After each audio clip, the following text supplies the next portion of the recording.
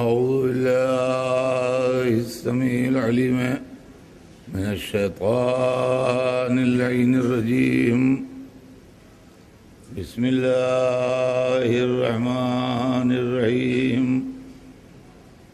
الحمد لله رب العالمين، والصلاة والسلام على سيدنا وشفيعنا أبي القاسم محمد وآله الطيبين الطاهرين المعصومين، ولعنة الله على أعدائهم أجمعين من يومنا هذا إلى يوم الدين. أما بعد، فقد قال رسول الله صلى الله عليه وآله وسلم: إني تارك فيكم الثقلين، كتاب الله وعترتي أهل بيتي، ما إن تمسكتم بهما لن تضلوا بعدي، وإنهما لن يفترقا حتى يردا علي الحوض. صلوات بھیجتے ہیں محمد.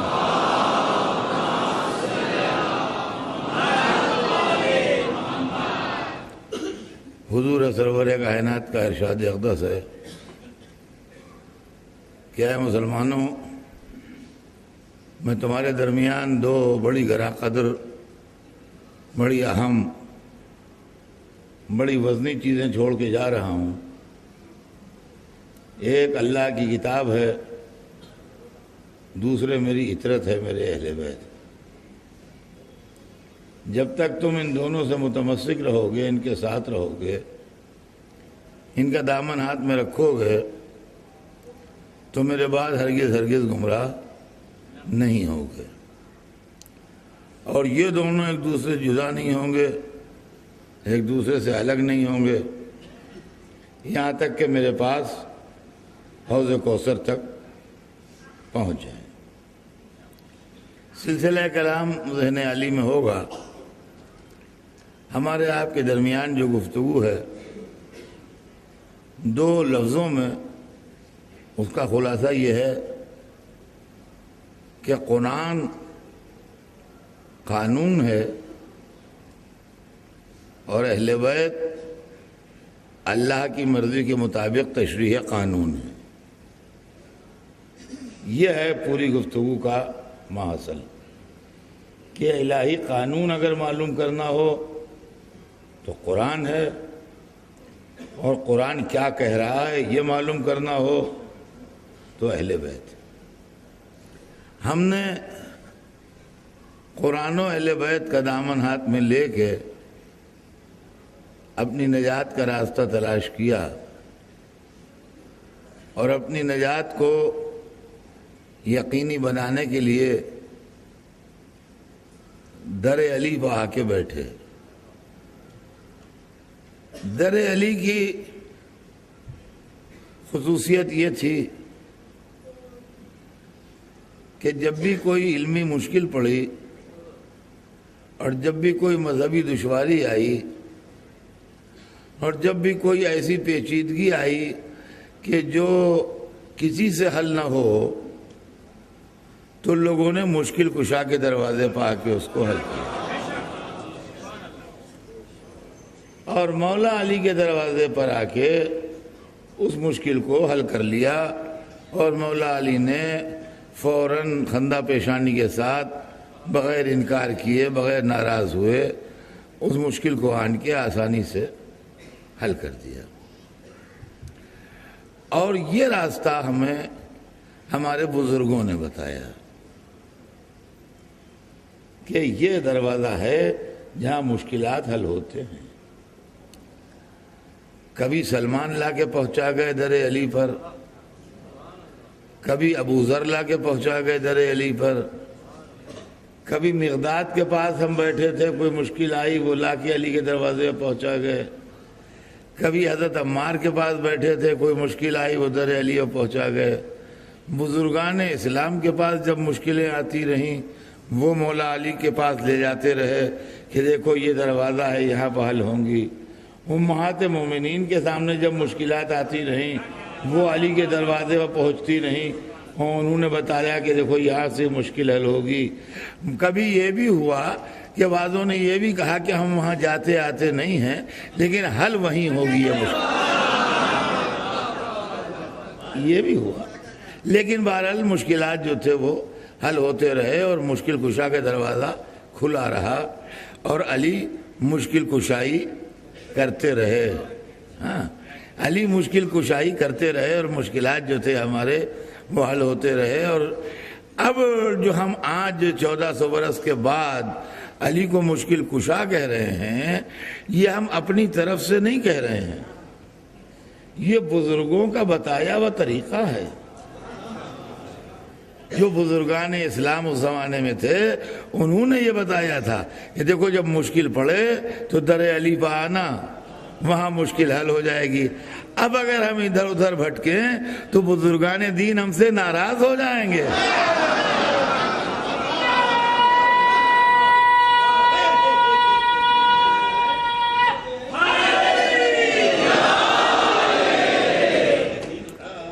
تو اب جب، اور ایک بات دیکھیے، میں اس کو پڑھ چکا ہوں لیکن پھر ریپیٹ کر دوں کہ بعض لوگ یہ سوال کرتے ہیں بعض علماء سے، ہم نے اس کے جواب بھی بعض بڑے دل آزار دیکھے ہیں کہ علی کو مشکل کشا کہنا جائز ہے یا نہیں۔ ہاں، یہ بھی ایک پریشانی ہے کہ علی کو مشکل کشا کہا جا سکتا ہے یا نہیں۔ تو اصل مسئلہ یہ ہے کہ مشکل کریٹ کون چیز کرتی ہے۔ غور یہ کیجئے کہ مشکل کس چیز کا نام ہے۔ مشکل کریٹ کرتی ہے جہالت، اگنورنس، ناواقفیت، بڑی سے بڑی مشکل کریٹ کرے گی۔ آپ کے پاس ایک خط آیا جرمن لینگویج میں لکھا ہوا، جرمن لینگویج آپ جانتے نہیں تھے، آپ کے پڑوس میں جو لوگ رہتے تھے وہ بھی جرمن لینگویج نہیں جانتے تھے، آپ یونیورسٹی گئے، معلوم ہوا پروفیسر 2 دن کی چھٹی پہ ہے جو جرمن لینگویج جانتے ہیں، جب چھٹی سے آئے تو پھر گئے، معلوم ہوا وہ کلاس لے رہے ہیں، ہم وہاں بیٹھے ہوئے ہیں، 4 لائنوں کا خط تھا، جب وہ کلاس لے کے نکلے ان سے کہا صاحب 3 دن سے پریشان ہیں اور یہ جرمن لینگویج میں خط ہے ہماری سمجھ میں نہیں آ رہا ہے۔ انہوں نے یوں ہاتھ میں لے کے 1 منٹ میں پڑھ دیا اور مطلب بتا دیا، 1 منٹ بھی نہیں لگا، انہوں نے یوں دیکھا، ان کا اس کا یہ مطلب ہے، یہ لکھا ہے اس میں۔ تو مشکل کس چیز نے کریٹ کی؟ ہمارے جرمنی لینگویج نہ جاننے نے۔ مشکل حل کس نے کیا؟ ان کی جرمن لینگویج جاننے نے۔ ہم گاڑی چلانا جانتے ہیں، گاڑی کے میکینک نہیں ہیں، جنگل ہے، بیابان ہے، رات کا وقت ہے، پوری فیملی ساتھ ہے، کار پہ جا رہے ہیں، نئی گاڑی ہے، کوئی خطرہ بھی نہیں ہے، راستے میں رک گئی، بیچ جنگل میں رک گئی، رکھنے کی کوشش کر رہے ہیں نہیں سٹارٹ ہوتی، ادھر سے دوسرا آدمی گاڑی پہ آ رہا تھا، اس نے گاڑی روکی، اس نے کہا جنگل میں آپ کیا کر رہے ہیں؟ ان کے صاحب سخت پریشانی کے عالم میں ہے، یہ گاڑی نہیں سٹارٹ ہو رہی ہے۔ وہ میکینک بھی تھا، اس نے بونٹ کھولا، کچھ کیا کچھ کیا، وہ گاڑی سٹارٹ ہو گئی، کہنے لگے آپ جائیے جائیے، رکیے نہیں ہے، رکنے کی جگہ نہیں ہے، نکل جائیے گاڑی لے کے۔ ان کے یہ تو بتاتے جائیے آپ نے کیا معجزہ کیا دکھایا، یہ سٹارٹ ہو گئی۔ کہنے لگے نہیں وہ ایک پائپ لوز ہو گیا تھا، میں نے اس کو ٹائٹ کر دیا، جائیے باتیں نہ کیجیے جائیے۔ کس چیز نے مشکل کریٹ کی؟ میرے نہ جاننے نے۔ حل کس نے کی؟ جاننے نے۔ جس کے بعد پوری کتاب کا علم ہو، مشکل کشا نہ ہوگا تو کیا ہوگا؟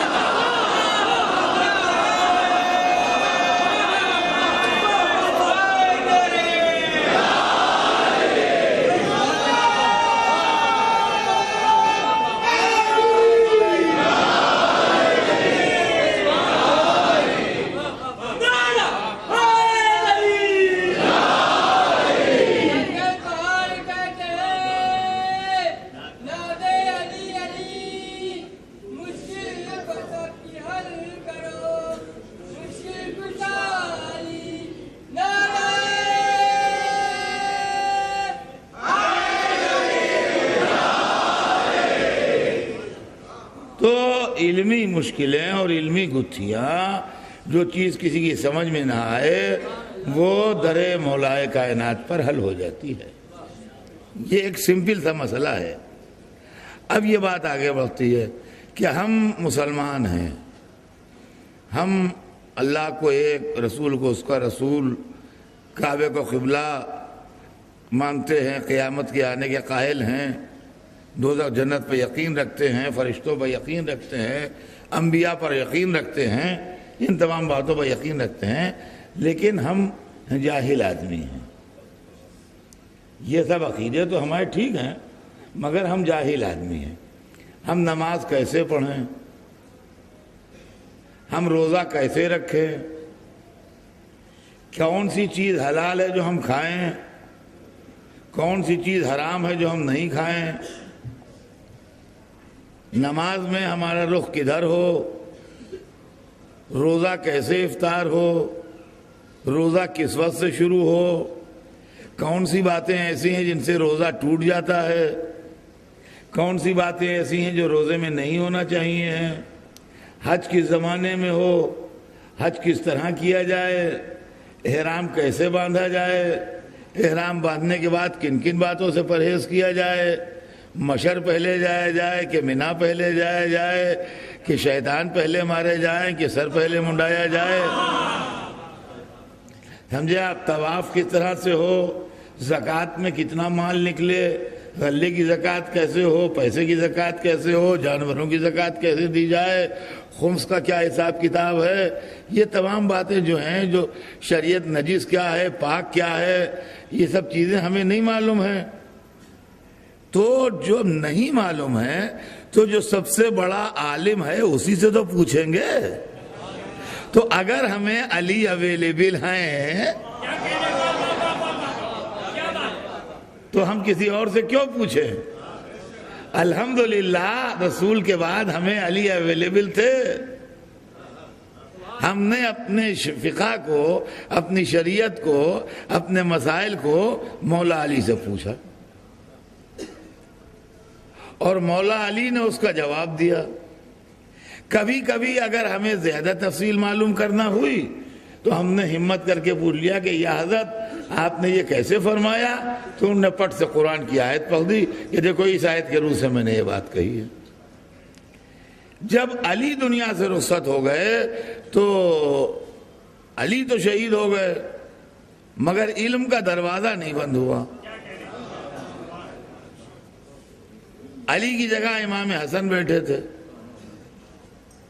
امام حسن نے ہم کو اسی طرح بتایا جس طرح حضرت علی نے بتایا تھا، اور کوئی ایک واقعہ ایسا نہیں ہے کہ کوئی کہے کہ علی کے زمانے میں تو ہمیں جواب مل جاتا تھا، حسن کے زمانے میں جواب نہیں ملا۔ جب امام حسن شہید ہو گئے تو امام حسین کا زمانہ آیا، ہم نے ان سے پوچھنا شروع کیا۔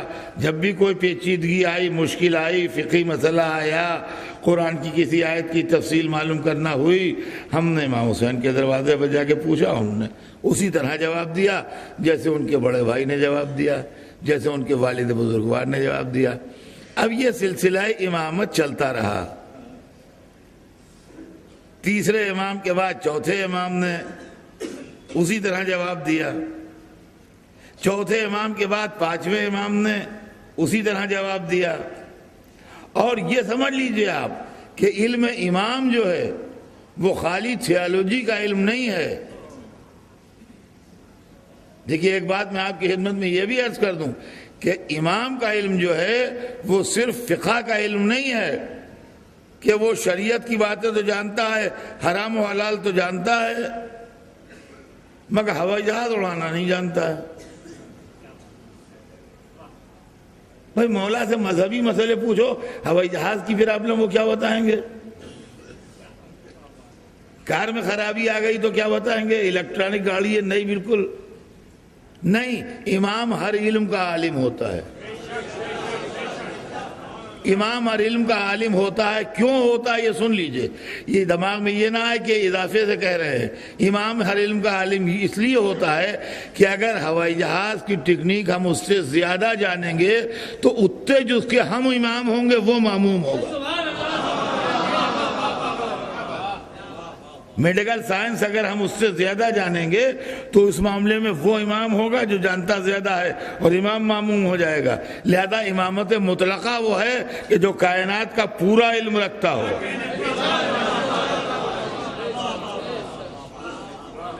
چنانچہ اماموں کے زمانے میں خالی یہی نہیں تھا کہ دینی مسائل امام بتاتے تھے، بلکہ دنیاوی مسائل بھی امام بتاتے تھے. ایک وقت ایسا بھی آیا پانچویں امام کے زمانے میں کہ جب مسلمانوں میں رومی سکہ چلتا تھا، رومی سکہ چلتا تھا مسلمانوں میں، روم کے بادشاہ سے اور مسلمانوں کے بادشاہ سے کھٹک گئی. اس نے وہاں سے تھریٹ بھیجی کہ ہماری بات مانو ورنہ ہم اپنے سکے پر تمہارے رسول کو برا لکھیں گے. یہاں جب یہ خبر آئی تو ہلچل مچ گئی شام میں، کیا ہو کیا ہو کیا ہو کیا ہو. تو یہ ہوا کہ اس پر حملہ کر دو، اس پر حملہ کر دو. فوج کے جو افسران تھے ان کا ہم اس پر حملے کے لیے اتنے بڑے امپائر سے تیار نہیں ہیں، ہمیں خطرہ ہے کہ حملہ کر کے ہم نقصان نہ اٹھا جائیں. رومن امپائر سے لڑنے کی پوزیشن میں اس وقت ہم نہیں ہیں. تو پھر کیا ہو؟ تو پھر وہی یاد آیا جو بزرگوں کو یاد آیا تھا. کہا مدینے سے انہیں بلاؤ جو مشکل کشاں ہیں. یہ پانچویں امام کا دور تھا. بلایا گیا، کہا آئیے، مولا نہ جائیے، بھگتنے دیجئے انہیں. ممکن ہے جواب دے اگر میرے جد نہ گئے ہوتے تو نہ جاتا. تشریف لے گئے، پوری منٹ بنوائی، ٹکسال، سکے ڈھلوائے، سکہ کیسے ڈھالا جاتا ہے، کیا ٹیکنیک ہے وہ بتائی، اس کی پوری سائنس بتائی، اس کی پوری تھیوری بتائی، اس کی پوری اکانومی بتائی، ہر چیز بتا کے سکے ڈھلوا کے اور کہا یہ سکہ بھیج دو اس کو جواب میں. وہ سکہ جواب میں گیا، نہ تلوار چمکی نہ گلے کٹے، ظالم زیر ہو گیا. اگر اہل محمد کا راج رہتا تو اسی طرح اسلام پھیلتا.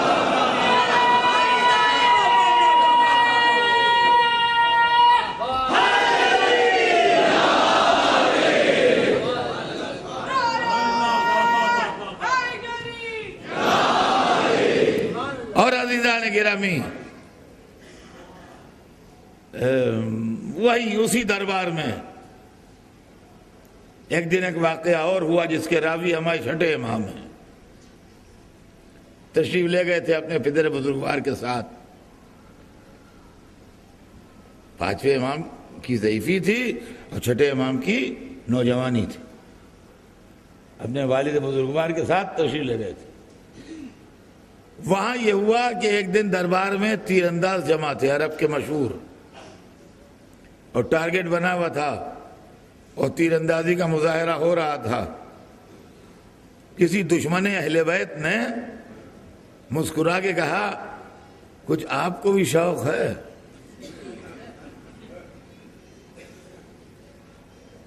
سوچا ہاتھ سے ذوالفقار رکھے کو ایک مدت ہو گئی، کہا کچھ آپ کو بھی شوق ہے؟ تو یہ نہیں کہا کہ مجھے آتا نہیں ہے یا جانتا نہیں ہوں، فرمایا مجھے زحمت نہ دو.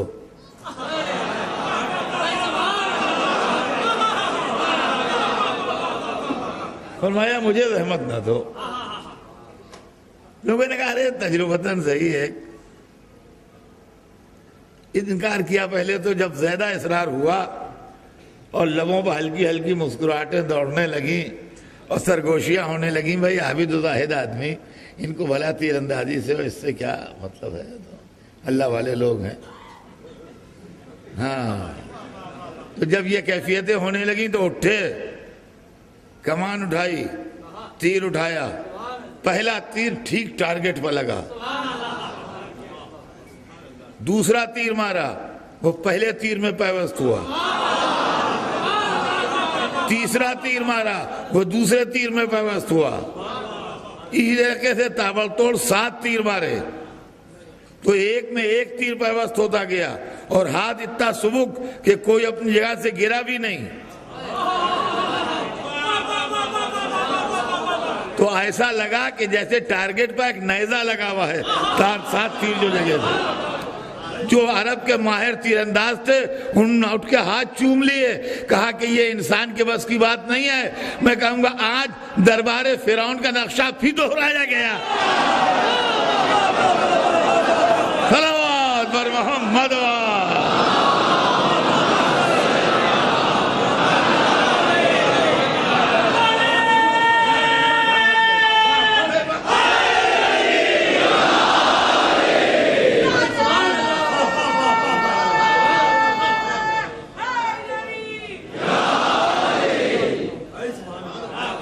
ہی دہرایا گیا۔ تو یہ بات نہیں ہے کہ امام خالی مذہبی باتیں جانتے تھے کہ بھئی نماز میں کیا ہے اور روزے میں کیا ہے، نہیں، دنیا کی ہر فیلڈ میں۔ چھٹے امام کے 2 درس ہوتے تھے مدینے میں، ایک درس آپ کا ظہر سے قبل ہوتا تھا مسجد النبی میں، اس میں آپ فقہ، اصول، تفسیر، حدیث، مذہبی چیزیں، اسلامیات تعلیم فرماتے تھے، اور ایک درس ایک باغ تھا آپ کا مدینے میں، شام کو عصر کے وقت اس باغ میں درس ہوتا تھا، اور اس درس میں آپ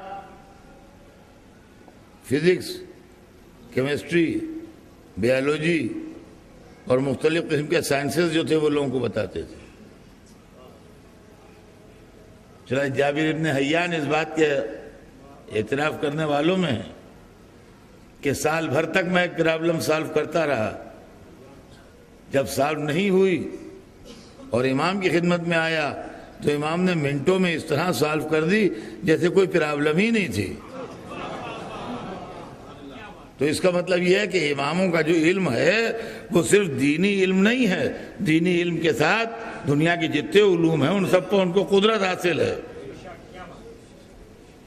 تو ہم نے 5ویں امام سے پوچھا، 5ویں کے بعد چھٹے سے پوچھا، چھٹے کے بعد 7ویں سے پوچھا، 7ویں کے بعد 8ویں سے پوچھا، 8ویں کے بعد 9ویں سے پوچھا، 9ویں کے بعد 10ویں سے پوچھا، 10ویں کے بعد جو پرابلم آئے تو 11ویں کے پاس لے گئے۔ یہ سلسلہ ہمارا 250 برس تک چلا، یہ سلسلہ ہمارا 250 برس تک چلا، یعنی رسول دنیا سے اٹھے سن 11 ہجری میں، ہم نے 260 ہجری تک اماموں کے مکتب میں بیٹھ کے تعلیم حاصل کی۔ سن 260 ہجری میں 11ویں امام کی شہادت ہوتی ہے، 8ویں ربیع الاول سن 260 ہجری شہادت امام حسن عسکری علیہ السلام کی تاریخ۔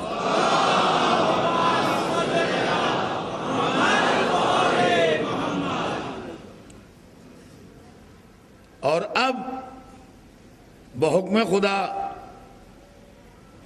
رہبری پردے میں گئی، تو جب غیبت شروع ہوئی تو 4 آدمی ایک کے بعد ایک وقت میں 2 نہیں، 4 آدمی ایک کے بعد ایک امام نے اپنے نائب معین کیے، جن کے نام سے توقیع مبارک آئی۔ پہلے نائب حضرت عثمان ابن سعید رحمۃ اللہ علیہ تھے۔ جب ان کا انتقال ہوا تو ان کے فرزند محمد ابن عثمان کو یہ عہدہ ملا۔ جب ان کا انتقال ہوا تو حسین ابن روح کو یہ عہدہ ملا، اور جب ان کا انتقال ہوا تو علی ابن محمد سمری کو یہ عہدہ ملا۔ ان 4 بزرگوں کا پیریڈ سن 260 ہجری سے لے کے سن 329 ہجری تک ہے. 260 ہجری سے لے کے 329 ہجری تک کا زمانہ جو ہے یہ غیبت صغریٰ کا زمانہ ہے. غیبت صغریٰ کیا چیز ہے؟ چھوٹی غیبت. غیبت صغریٰ کیا ہے یہ سن لیجئے. غیبت صغریٰ یہ ہے کہ یہ 4 نام جو میں نے لیے ان کو امام کی طرف سے اجازت حاصل تھی کہ یہ امام سے جب چاہیں مل لیں. چنانچہ لوگوں کے مسائل، لوگوں کے سوالات، لوگوں کے مشکلات، لوگوں کے پرابلمز یہ لے کے جاتے تھے اور وہاں سے حل کروا کے لاتے تھے. یہی چیز تھی جس کو میں نے کل پڑھایا کہ ٹریننگ پیریڈ تھا ہمارا. آپ کو یاد ہوگی میری کل کی تقریر کہ میں نے کہا تھا کہ وہ 69 ایئرز جو ہیں وہ ٹریننگ پیریڈ کے ہیں. تو یہی ٹریننگ پیریڈ تھا جس کو میں نے ٹریننگ پیریڈ کل کہا تھا. آج اس کی وضاحت کر رہا ہوں. یہ جاتے تھے اور جا کے امام سے جواب لے کے آتے تھے اور جواب سے شان امامت آشکار تھی. دیکھیے میں اپنے جملے کی خود تشریح کروں گا. جواب سے شان امامت آشکار تھی. اب آپ کہیں گے شان امامت جواب سے کیسے آشکار تھی؟ ایک چیز یا حلال ہے یا حرام ہے. تو اگر حلال ہے تو امام بھی یہی کہے گا کہ حلال ہے، اور اگر حرام ہے تو امام بھی یہی کہے گا کہ حرام ہے. اس میں امام کے اور عالم کے جواب میں فرق کیا ہے؟ میں نے سمجھ بوجھ کے کہا اتنے بڑے مجمع میں کہ جواب سے شان امامت آشکار تھی. دیکھیے آدمی پہلے خط لکھتا تھا، اب تو ٹیلی فون کال ہو گئی، یہ خط ختم ہو گئے، مگر بہرحال ہم لوگوں نے خط بھی لکھے. خط لکھتا تھا یا آج لانگ ڈسٹینس کال ہوتی ہے. ایک بات کئی دنوں سے سوچ رہے ہیں کہ بھائی کو ٹیلی فون کریں گے تو یہ کہیں گے، یہ کہیں گے، یہ کہیں گے، یہ کہیں گے. ایک بات جو بڑی امپارٹنٹ تھی وہ کہنا بھول گئے. خط لکھنے میں بھی ہوتا ہے یہ کہ یہ لکھیں گے، یہ لکھیں گے، یہ لکھیں گے، 4 باتیں لکھیں گے، 3 باتیں لکھی، ایک بات بھول گئے. خط جب پوسٹ کر دیا، ارے یہ تو پھر لکھنا پڑے گا بھائی، وہ تو بھول گئے. تو اس زمانے میں جو چاہنے والے خط لکھتے تھے امام کو، تو یہ عادت تو انسانی دماغ کی کمزوری کی ہے نا. اس سے ایمان و کفر کا تو تعلق ہے نہیں. وہ بیچارے کوئی بات بھول گئے لکھنا. خط لکھا، بھائی ایک بات بھول گئے لکھنا. جب جواب آیا تو 4 باتیں جو پوچھی ہیں ان کے جواب لکھے ہیں. اس کے نیچے لکھا ہے 5ویں بات جو تو پوچھنا بھول گیا تھا.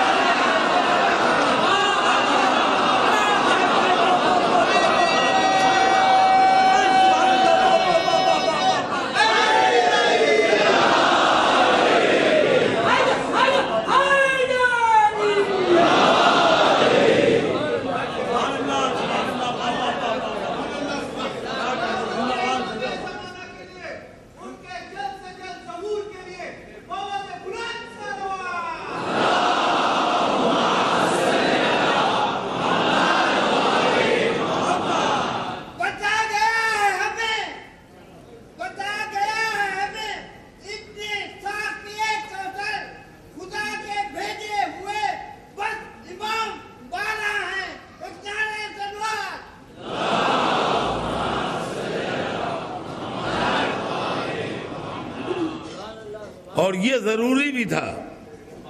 یہ اس لیے ضروری تھا کہ کسی کے دماغ میں یہ خیال نہ پیدا ہو جائے کہ کوئی سسٹم ہم نے بنا لیا ہوگا گھر کے اندر کہ بھئی خط لے جاؤ، جواب لکھ کے لے جا کے دے دو کہ امام نے جواب دیے.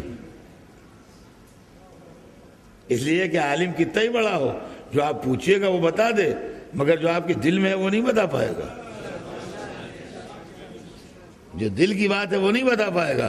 تو اس طریقے سے یہ سلسلہ جاری رہا حضرت علی ابن محمد سمری تک. 329 ہجری میں جناب علی ابن محمد ثمری کے انتقال کے چند دن پہلے توقیع مبارک آئی کہ اب تمہاری عمر کا پیمانہ لبریز ہونے والا ہے، اب تم دنیا سے سفر کرنے والے ہو، اور تمہارے بعد اب کوئی نائب خاص نہیں ہوگا، غیبت کبریٰ شروع ہو رہی ہے۔ اب وہاں سے غیبت کبریٰ شروع ہوئی، اور جب غیبت کبریٰ شروع ہوئی تو اس وقت ہمارے ایک بہت بڑے عالم جن کا نام شیخ صدوق رحمۃ اللہ علیہ ہے، انہوں نے قیادت سنبھالی اور دین کی خدمت شروع کی۔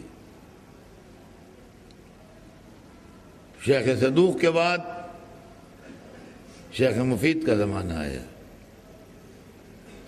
اور شیخ مفید نے دین کی خدمت کی۔ شیخ مفید کے بعد سید مرتضیٰ کا زمانہ آیا۔ سید مرتضیٰ نے دین کی خدمت کی، اور یہ دو بھائی تھے۔ یہ بڑے بھائی تھے جو سید مرتضیٰ کہلاتے تھے، اور ان کے چھوٹے بھائی تھے جو سید رضی تھے۔ ان کا نام، یہ دو بھائی تھے، ایک کا نام رضی تھا، ایک کا نام مرتضیٰ تھا۔ تو مرتضیٰ صاحب جو تھے وہ بڑے بھائی تھے، اور رضی صاحب جو تھے وہ چھوٹے بھائی تھے۔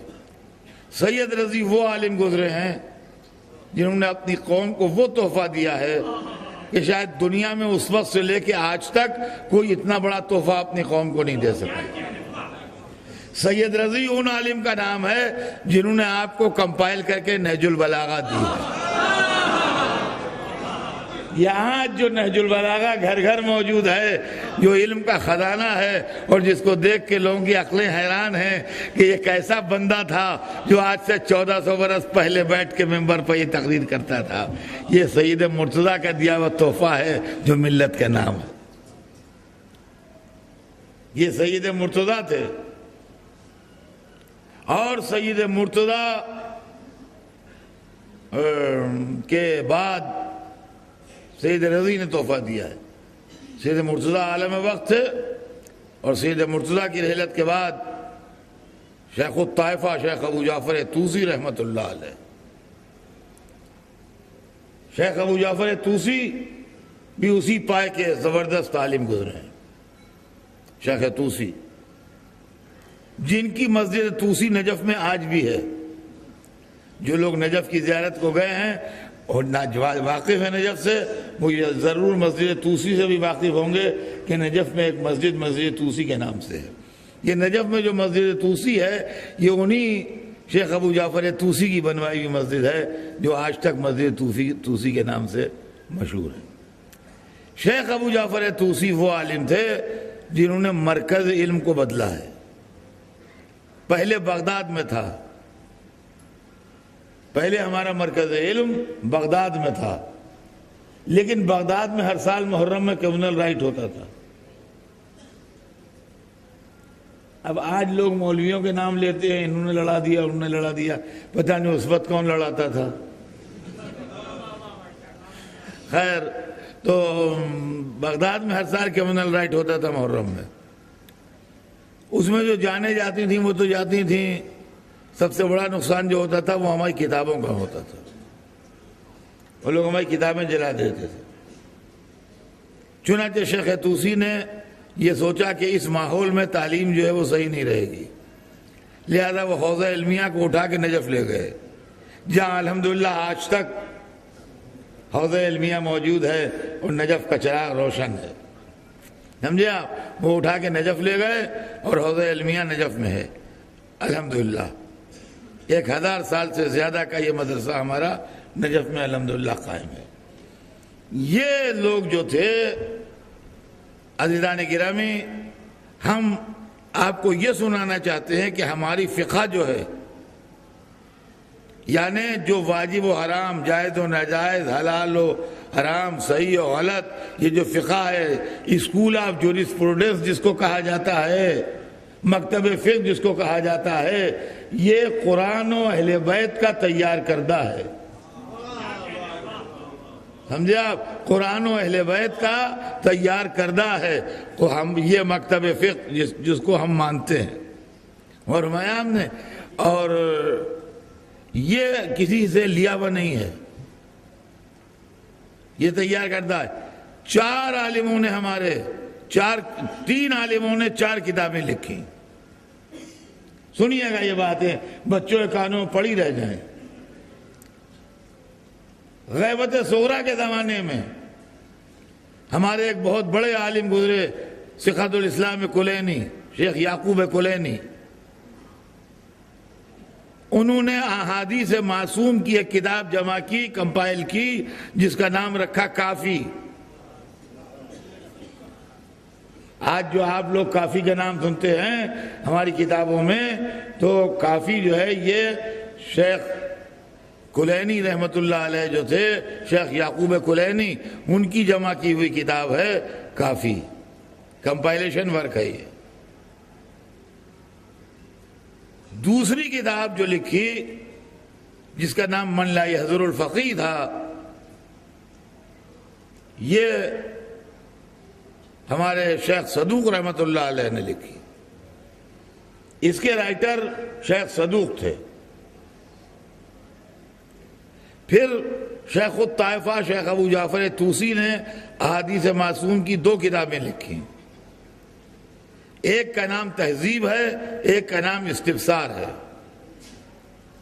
اس طرح 4 کتابیں ہوئیں: کافی، من لا یحضر الفقیہ، تہذیب، استفسار. یہ ہمارے شیعوں میں کتب 4 کے نام سے مشہور ہیں.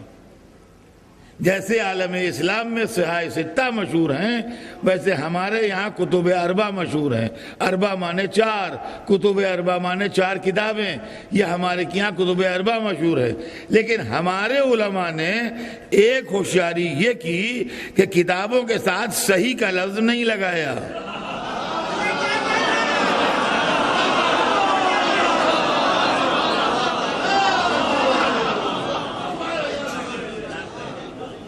انہوں نے کتابیں لکھی اور کہا تم تحقیق کر لو، جو صحیح ہے وہ لے لو، جو غلط ہے وہ چھوڑ دو.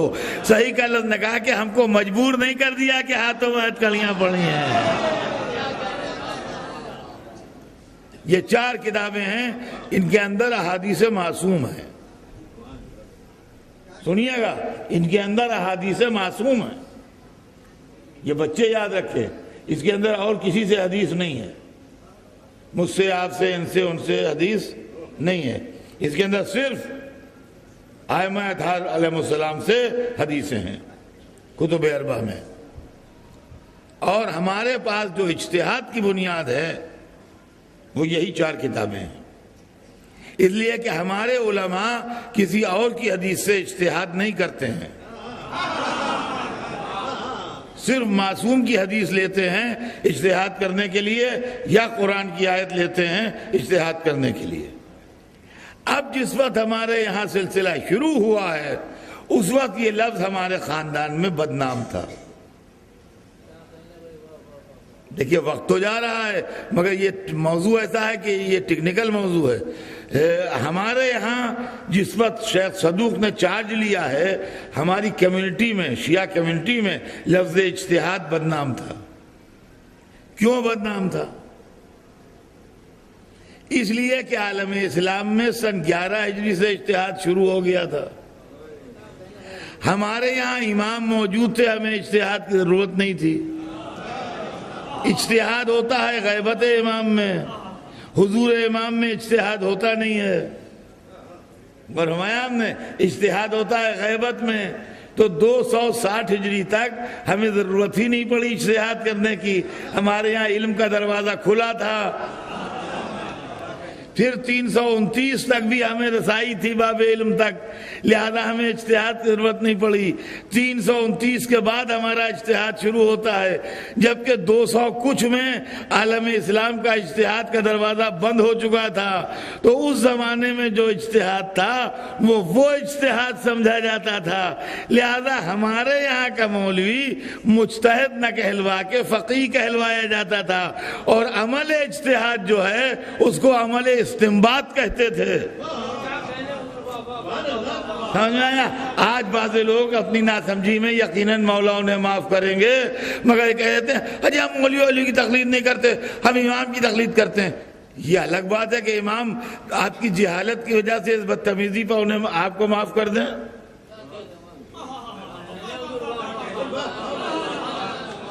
یہ اور بات ہے کہ آپ امام آپ کی جہالت کی وجہ سے اب معاف کر دیں کہ بھئی جاہل ہے بکرا ہے بکنے دو، لیکن یہ ایسا ہی ہے کہ جیسے کوئی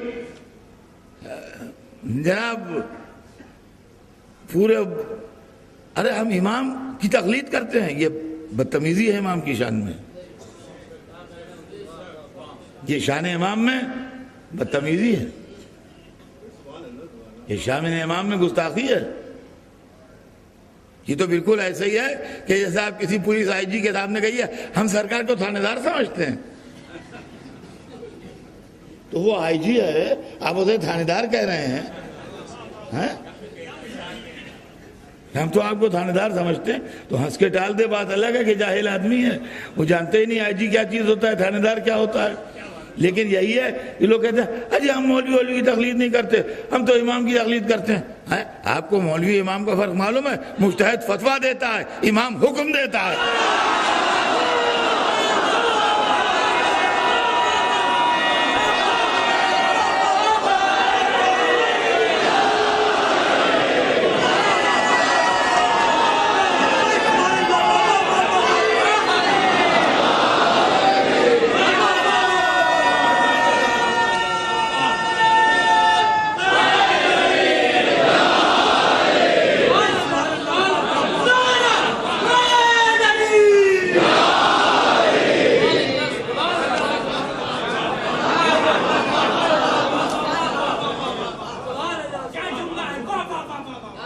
کیا منزلت ہے امام کی؟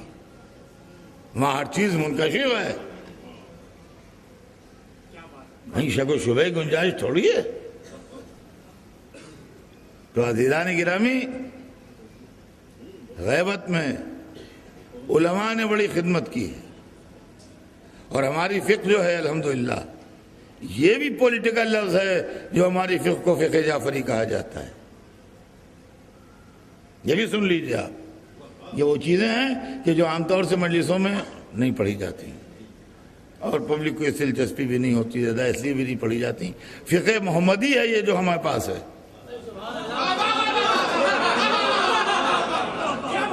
فقہ محمدی ہے جو ہمارے پاس ہے، فقہ جعفری کیسی؟ لیکن چونکہ بعد میں فقہ کمپائل ہوئی ہیں، لہذا بعد والوں کا نام لے کے ہماری فقہ کو بھی نام دیا گیا تاکہ ہم آپ کے برابر آ جائیں۔ آپ سمجھے اس کے اندر چکر کیا ہے؟ اس کے اندر چکر یہ ہے کہ ہم آپ کے برابر آ جائیں کہ 25 برس پہلے آپ نے شروع کیا، ان کے 50 برس پہلے انہوں نے شروع کیا، ان کے 25 برس پہلے آپ نے شروع کیا، وہی زمانہ تھا 100 برس کے اندر میں۔ جی نہیں، یہ فقہ محمدی ہے، جو رسول اللہ نے بتایا وہی علی نے کہا، جو علی نے کہا وہی حسن نے کہا، جو حسن نے کہا وہی حسین نے کہا، جو حسین نے کہا وہی سید سجاد نے کہا، جو سید سجاد نے کہا وہی محمد باقر نے کہا، جو محمد باقر نے کہا وہی جعفر صادق نے کہا۔ یہ فقہ محمدی ہے۔ ہاں، اور فقہ جو ہے وہ ہیں بعد میں، ان پر ہمیں نہ کوئی کمنٹ کرنا ہے، نہ کوئی تبصرہ کرنا ہے، نہ کوئی بات کرنا ہے۔ ہم سے کیا مطلب؟ ہر ایک اپنے اپنے گھر میں خوش رہے بھائی، لکم دینکم ولی دین، تم اپنے دین پر ہم اپنے دین پر۔ تو ہمیں کچھ نہیں کہنا ہے. لیکن ہم یہ جانتے ہیں کہ ہمارے یہاں نہ گھر بدلا، نہ در بدلا، نہ خاندان بدلا، نہ زبان بدلی، نہ نسل بدلی، کوئی چیز بدلی نہیں، وہی رہی رسول اللہ سے چھٹے امام تک. تو اب چاہے اسے آپ فقہ جعفری کہیے یا فقہ باقری کہیے یا فقہ حسینی کہیے یا فقہ علوی کہیے یا فقہ محمدی کہیے. ہاں یہ ضرور ہے کہ ایک عالم گزرے ہیں اور ان کی کتاب بہت مشہور ہوئی ہے، شرح نہج البلاغہ، ابن ابی الحدید معتزلی. ابن ابی الحدید معتزلی ایک عالم گزرے ہیں اور ان کی ایک کتاب ہے شرح نہج البلاغہ جو بہت پاپولر ہے اور یقیناً اس کی بہت سی کاپیاں بمبئی میں بھی مل جائیں گی. تو شرح تو ہے لیکن اس کے پہلے انہوں نے ایک بہت بڑا مضمون بھی لکھا ہے، 2-4 پیج کا نہیں، پوری کتاب ہے ایک مضمون کے طور پر. اور اس کے اندر انہوں نے حضرت علی کے علم کی وضاحت کی ہے اور وہ یہ لکھتے ہیں کہ علم جتنا بھی ہے سب کے چشمے ذات علی سے جاری ہوئے اور جتنے بھی علوم ہیں وہ ذات علی سے پھیلے. وہ مضمون عربی میں ہے، وہ کتاب بھی عربی میں ہے، شرح بھی عربی میں ہے، لیکن بہرحال جو عربی سے واقف ہے یا انگریزی میں اس کا ٹرانسلیشن ہوگا، اسے آپ پڑھ سکتے ہیں. تو یہ لکھتے ہیں کہ علی کی ذات علوم کا مرکز تھی اور علم صرف و نحو علی کی ذات سے شروع ہوا، اس لیے کہ جو اس کے زبردست ماہر تھے ابو الاسود دوئلی وہ علی کے شاگرد تھے. اور علم تفسیر علی کی ذات سے شروع ہوا، اس لیے کہ جو شیخ المفسرین کہلاتے تھے ابن عباس وہ علی کے شاگرد تھے. اور علم فقہ یعنی یہی تھیالوجی کا علم، اسکول آف جوریسپروڈنس، یہ بھی علی کی ذات پر جا کے ختم ہوتا ہے. اب دیکھیے ہمارے کے یہاں ہم شیعہ لوگ اماموں میں شاگردی کا قائل نہیں ہیں. امام سب اللہ کے شاگرد ہیں، مکتبہ قدس میں پڑھتے ہیں، لیکن وہ معتزلی ہیں، وہ اثناعشری نہیں ہیں، یہ واضح رہے. انہوں نے لکھا کہ امام ابو حنیفہ شاگرد تھے امام جعفر صادق کے، اور امام جعفر صادق شاگرد تھے اپنے باپ محمد باقر کے، اور وہ شاگرد تھے اپنے باپ امام زین العابدین کے، اور وہ شاگرد تھے اپنے باپ امام حسین کے، اور وہ شاگرد تھے اپنے باپ حضرت علی کے. اس طرح علم فقہ علی تک جاتا ہے. اس کے بعد انہوں نے لکھا کہ امام مالک شاگرد تھے امام ابو حنیفہ کے، لہذا مالک کا بھی علم ان تک جاتا ہے. اس کے بعد لکھا ہے کہ امام شافعی شاگرد تھے امام مالک کے، لہذا ان کا علم بھی اسی سلسلے سے حضرت علی تک جاتا ہے. اس کے بعد کہا کہ امام احمد ابن حنبل شاگرد تھے امام شافعی کے، لہذا ایک تو ان کا علم اس سلسلے سے جاتا ہے اور دوسرے امام احمد ابن حنبل کی ایک دوسری لائن بھی ہے کہ وہ اکرمہ کے شاگرد تھے، اور اکرمہ ربیعہ رائی کے شاگرد تھے، اور ربیعہ رائی ابن عباس کے شاگرد تھے، اور ابن عباس علی کے شاگرد تھے. اس طریقے سے چاروں اسلامی فقہوں کا علم جو ہے وہ آخر میں جا کے رجوع ہو جاتا ہے علی تک. تو میں نے کہا جب یہ صورتحال آپ کو قبول ہے تو فقہ علی موجود ہے، سب کتابوں کو صحیح کر لیجئے اس کی روشنی.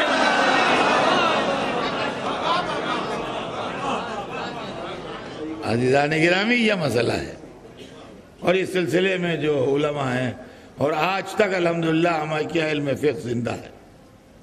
زمانہ بدل رہا ہے، حالات بدلتے جاتے ہیں، نئے نئے مسائل پیدا ہو رہے ہیں، نئی نئی الجھنیں آ رہی ہیں. فقیہ کا کام ہے کہ وہ ان تمام الجھنوں کو تعلیمات معصومین کی روشنی میں دیکھ کے اس کا حل بتائے.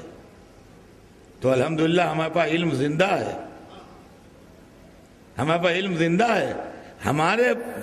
ہمارے جعفری فقہ میں اور دوسری فقہوں میں فرق یہ ہے کہ جو مجتہد آج دنیا میں نہیں ہیں ان کی تقلید آپ نہیں کر سکتے. نہیں کر سکتے.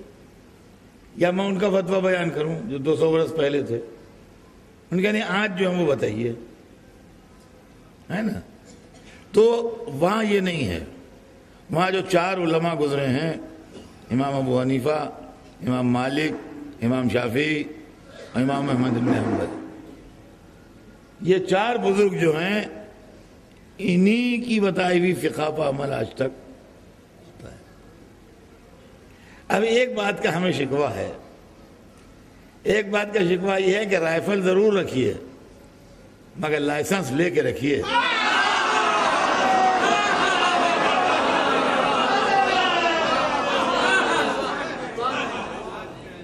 ورنہ پکڑے جائیے. سمجھا, لائسنس ہونا چاہیے آپ پاس. دیکھیے, فتویٰ دینے کا لائسنس ہے اجتہاد. جن کے پاس اجتہاد نہیں ہے وہ فتویٰ کیسے دیتے ہیں؟ یہ عزاداری کے خلاف جو فتوے آتے ہیں پہلے اپنے کو مجتہد تو کہیے. صلوات بھیج دیں محمد.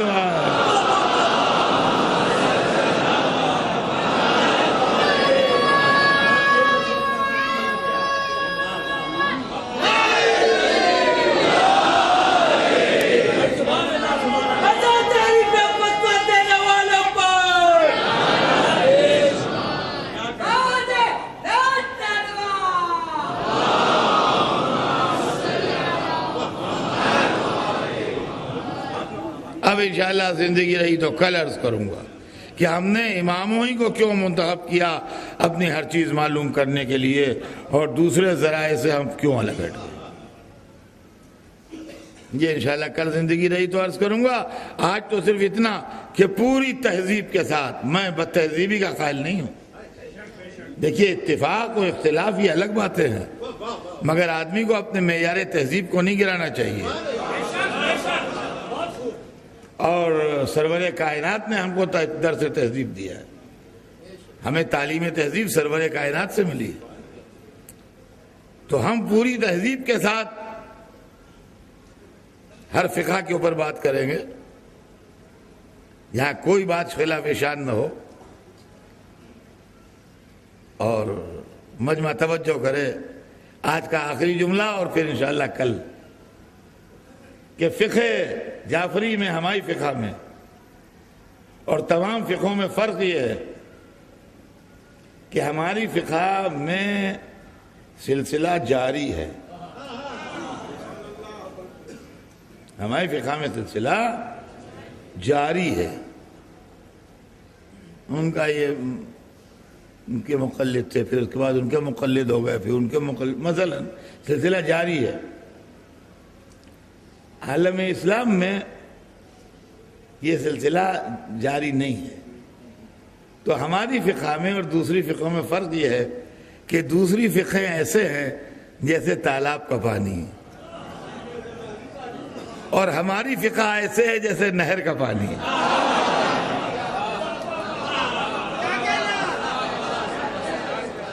تالاب کا پانی آپ آج رات کو ایک لوٹا نکالیے, کل سویرے جائیے تو وہی پانی تالاب میں ملے گا.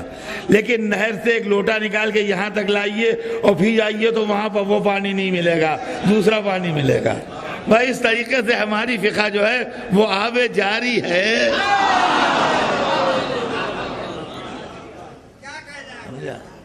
اور یہ فقہ جو ہے یہ سائے میں چلتی ہے معصومین علیہم السلام, ائمہ اطہار علیہم السلام کے سائے میں چلتی ہے, اور ان کے سائے میں چلتی ہے جنہوں نے دین کو بچایا ہے, جنہوں نے مذہب کو زندہ رکھا ہے.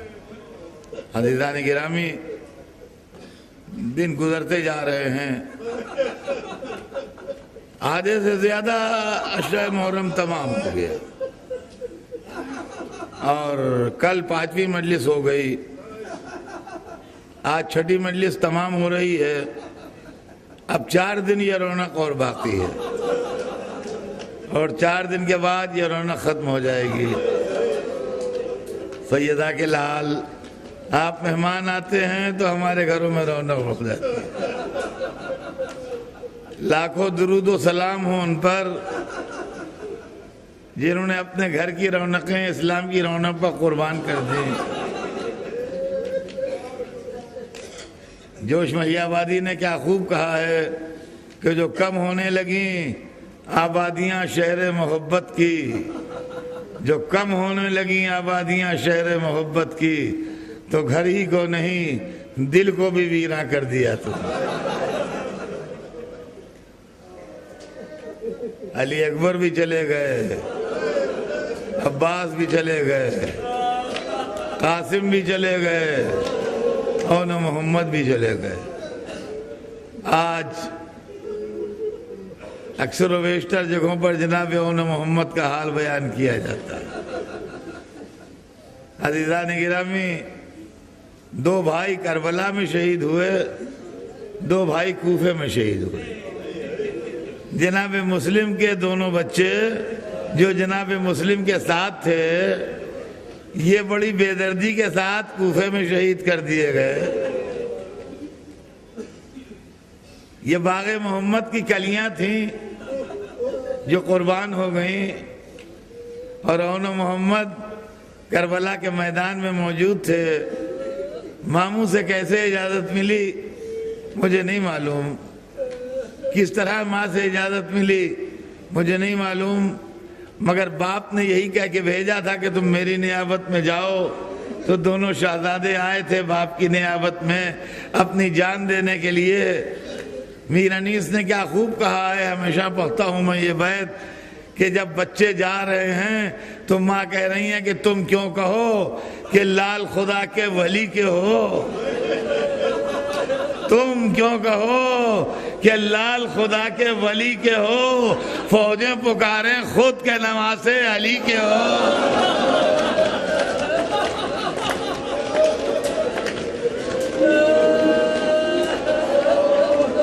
فوجیں پکاریں خود کہ نواسے علی کے ہو.